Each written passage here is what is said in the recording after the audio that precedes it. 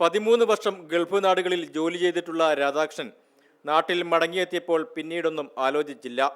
നാടിൻ്റെ പച്ചപ്പും സമൃദ്ധിയും തൊട്ടറിയുന്ന കൃഷിയിലേക്ക് തന്നെ ഇറങ്ങി. മണ്ണിൻ്റെ ഗന്ധം ശ്വസിച്ച് വിയർപ്പൊഴുക്കിയപ്പോൾ വിളഞ്ഞത് നൂറുമേനി. പയറും കുക്കുംബറുമൊക്കെ രാധാകൃഷ്ണൻ്റെ മഴമറ കൃഷിയിൽ നിറസമൃദ്ധമായി. ജൈവ കൃഷിയിലൂടെ ഉത്പാദിപ്പിച്ച പച്ചക്കറികൾക്കും മറ്റും ആവശ്യക്കാരും ഏറി. വിഷരഹിതമായ പച്ചക്കറി വീട്ടിൽ ഉപയോഗിക്കുന്നതിനൊപ്പം ന്യായവിലയ്ക്ക് നാട്ടുകാർക്കും വിറ്റപ്പോൾ രാധാകൃഷ്ണനും കുടുംബത്തിനും ആദായത്തിനപ്പുറം സംതൃപ്തിയും. ഈ കൃഷിരീതി ആദായകരമായ ഒന്നാണ്. ഞങ്ങൾക്ക് ഇതിൽ നിന്ന് നല്ല ആദായം കിട്ടുന്നുണ്ട്. ഞങ്ങളുടെ വീട്ടാവശ്യത്തിന് എടുത്തതിന് ശേഷം ബാക്കിയുള്ളത് ഞങ്ങൾ വിൽക്കുന്നു. ഇതിന് ധാരാളം ആവശ്യക്കാരുണ്ട്.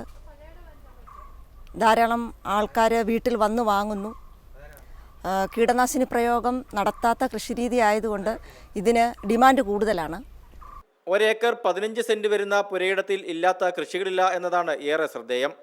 10 സെന്റിൽ കുക്കുംബർ പയർ കൃഷിക്കുമൊപ്പം 20 സെന്റിൽ മീൻ വളർത്തൽ, 200-ലധികം മുട്ടക്കോഴികൾ, ആട് വളർത്തൽ, വാഴകൃഷി എന്നിങ്ങനെ പോകുന്നു രാധാകൃഷ്ണന്റെയും കുടുംബത്തിന്റെയും കൃഷികൾ.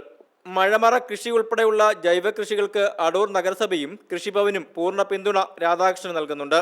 നഗരസഭ അധ്യക്ഷ ഷൈനി ജോസിന്റെയും വൈസ് ചെയർമാൻ പ്രസാദിന്റെയും കൗൺസിലർ ബിജു വർഗീസിന്റെയും കൃഷി ഓഫീസർ വിമലിന്റെയും പ്രേരണയും പ്രോത്സാഹനവും രാധാകൃഷ്ണനും കുടുംബത്തിനും കൃഷി ആദായകരവും വിജയകരവുമാക്കുവാനും സഹായിക്കുന്നു.